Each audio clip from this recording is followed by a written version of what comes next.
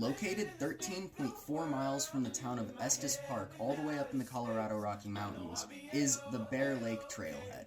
If you go down the Bear Lake Trail by about 5.4 miles, complete round trip is 10.8 miles, and you go right around Odessa Lake, you will reach Tourmaline Lake.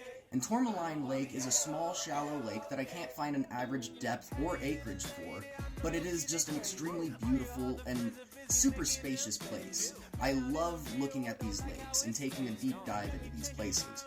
And if you go here, there's plenty of camping, you can fish in the lake, there's plenty of stuff for you to actually do, but just always make sure to keep the precaution of some sort of weapon on you, no matter where you are in the wilderness. It doesn't matter, always keep some sort of weapon on.